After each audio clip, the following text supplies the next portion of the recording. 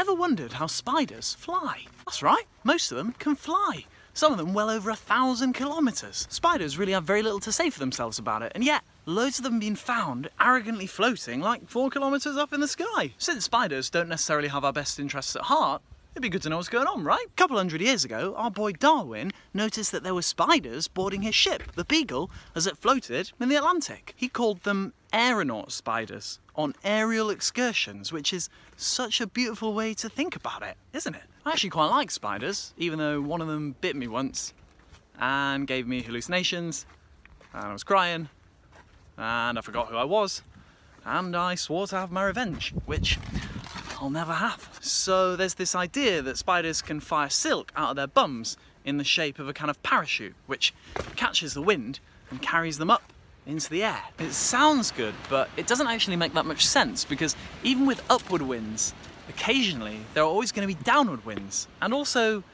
the spiders are still like heavier than the air, right? And so this isn't going to be an explanation for how they can get over 1,500 kilometers off the coast. The secret that the curious Charles Darwin didn't know is to do with electricity. So you know how the Earth is slightly negatively charged and the sky is slightly positively charged? Well, when these charges get really strong, we get lightning, right? Sparks of electricity that jump to correct the charge difference. Speaking of lightning, there's that place at the mouth of the Catatumbo River where lightning strikes an average of over 1,000 times a day. So much of the world's nitrous oxide is made there. So spiders are totally on top of this, and they can measure the charge difference of the Earth and the sky with the hairs on their legs. Despite raising every single one of my leg hairs lovingly and patiently, none of them can do anything good. What would be really good is if one of them could do loads of cool stuff, like spin like a propeller and carry me up by my leg.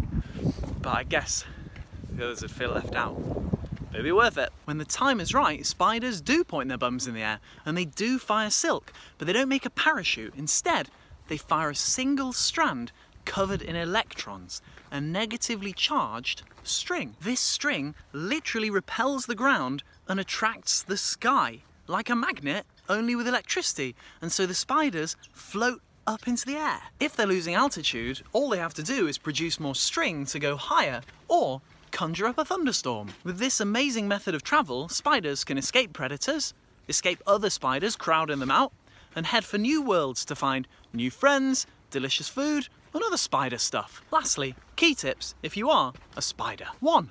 Try raising your front legs into the air before you take off to test for wind speed. The hairs on those are great anemometers, and so they'll tell you how fast the wind is blowing. 2. Since trees are earthed, they carry the same negative charge as the ground, and yet they protrude into the positive sky. So if you climb to the top of one of those, then you can take off with hardly any silk at all. And 3, keep doing what you're doing. Good luck, little spiders.